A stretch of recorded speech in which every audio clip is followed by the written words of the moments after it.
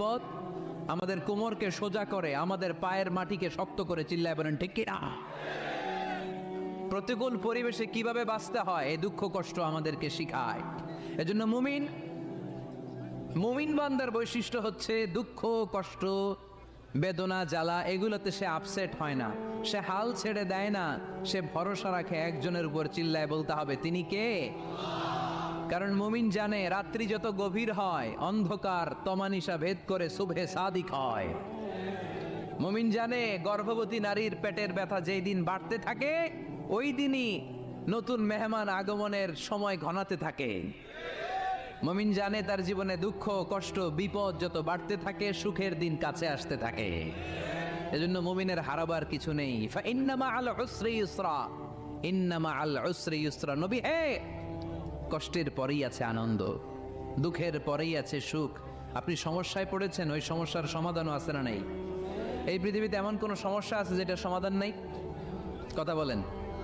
সমস্যা তৈরি করেছে কে? আবার সমাধানও দিয়েছে কে?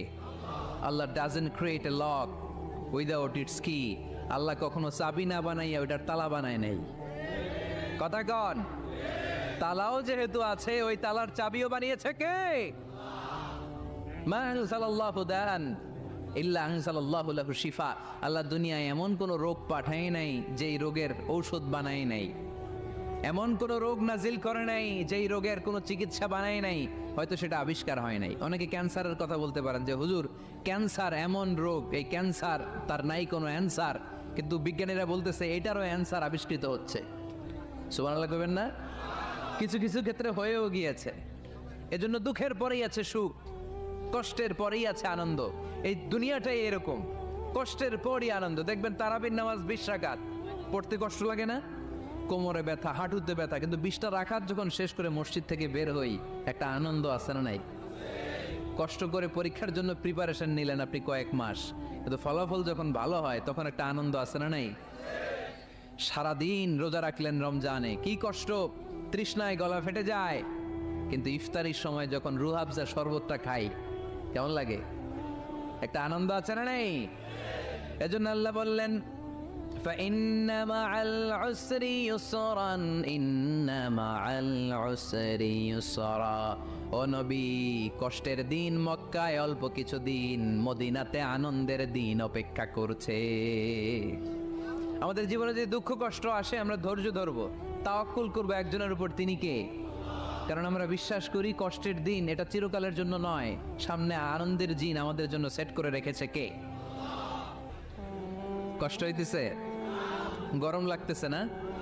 আমিও ঘামতেছি আপনাদের সাথে সাথে। অনেক গ্যাদারিং হয়ে গেছে, আসেন আল্লাহর নামে 3টা তাকবীর দেই, তারপর কোন 2টা গাইডলাইন তিনি বিশ্বনবীকে দিলেন ওই নির্দেশনা বাণীটুকু শুনে আজকে আমরা বিদায় নেব। আওয়াজ করে পড়তে হবে লিল্লাহে তাকবীর, লিল্লাহে তাকবীর, লিল্লাহে তাকবীর। গাইডলাইন নাম্বার 1, ফাইদা ফারাগতা ফানসাব। নবী আপনি যখন অবসর হন আপনি ইবাদতে মশগুল হন। ফানসাব ফিল ইবাদা, তাফসীর ইবনে কাসিরে এসেছে আপনি ইবাদতে মশগুল হন যখন আপনি অবসর পান। অবসর আল্লাহর দেয়া বড় নেয়ামত, এটা বিশ্বাস করেন? অবসর কিন্তু নেয়ামত।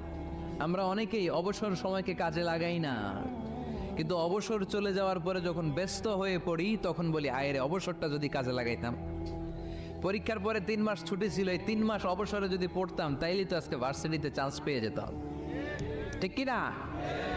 এজন্য বিশ্বনবীর আল্লাহ বললেন নবী ফাইদা ফারাগতা ফানসাব ওয়া ইলা রাব্বিকা ফারগাব। মাদানী জীবনে, মাক্কি জীবনে, দাওয়াতি কার্যক্রমের পরে, রাষ্ট্রীয় কার্যক্রমের পরে যখনই আপনি অবসর পাবেন তখনই আপনি ইবাদত করেন, তখনই বেশি বেশি আল্লাহর কাছে দোয়া করে। দোয়াটা খুব শক্তিশালী, কিন্তু আমরা অনেকে জানি না কি করে দোয়া করতে হয়। সিনসিয়ার দোয়া ইজ লাইক এ মিসাইল। আপনারা প্রায় পত্রিকায় শুনবেন আমেরিকা অমুক দেশে মিসাইল হামলা করেছে, শুনছেন? মিসাইল হামলা এমন হামলা কত সেন্টিমিটার বেগে যে কোন জায়গায় অ্যাটাক করবে, যেখানে মারার কথা ওখানে পড়বে।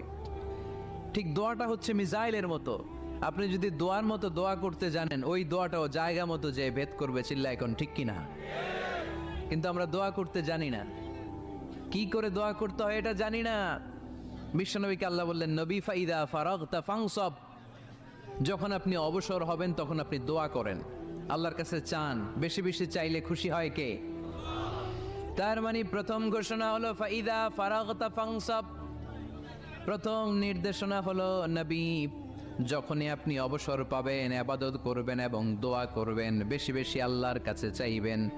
2 নাম্বার দিক নির্দেশনা হলো ওয়াইলা রব্বিকা ফারগাব, সব সময় আপনি আপনার আল্লাহর দিকে মনোনিবেশ করবেন। বিপদে পড়লে ডাকবো কারে? আমাদের অসুস্থতাকে সুস্থতায় পরিণত করে দিতে পারে কে? চাকরির জন্য পাগল পারা, চাকরি নাই, চাকরির ব্যবস্থা করে দিতে পারে কে? বিদেশে যেতে মনে চায়, পাসপোর্ট দিয়ে রেখেছি, ভিসা নাই, ভিসা লাগাই দিতে পারে কে?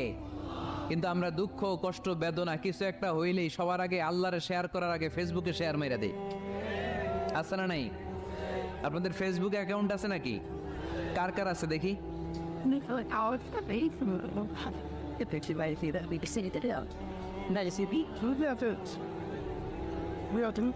আছে আছে, এটার জন্য আমরা ভালো কাজে লাগাই, ঠিক কিনা? আপনি চাইলেই এমন ভাবে ফেসবুক ফ্রেন্ড লিস্ট করতে পারেন যারা ভালো ভালো জিনিস শেয়ার করে, যারা মোটিভেশনাল জিনিস শেয়ার করে, ইসলামের পক্ষে কথা বলে।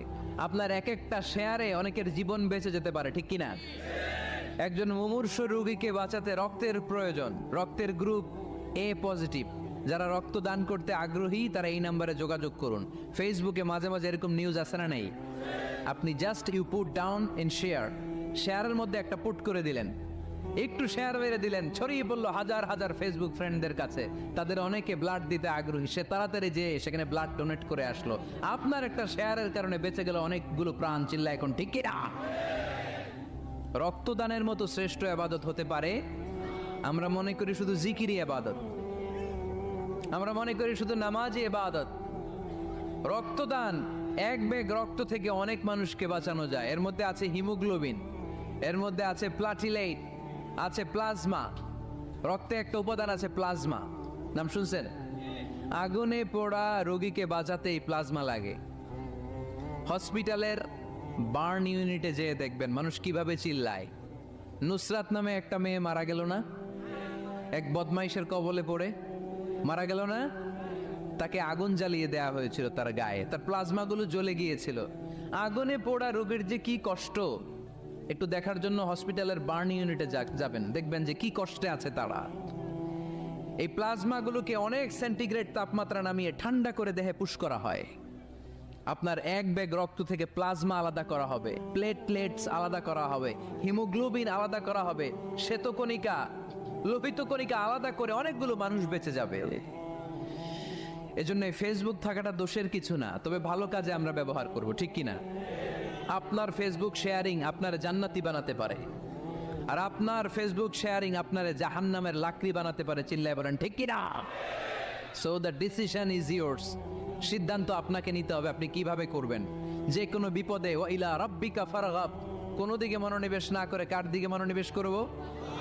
যে কোনো বিপদ আপদ ফেসবুকে শেয়ার করার আগে শেয়ার করব কার কাছে? আমাদের যার যা লাগে আল্লাহ সবও যদি দিয়ে দেয়, আল্লাহর ধনভাণ্ডারের 1 ইঞ্চিও কমবে?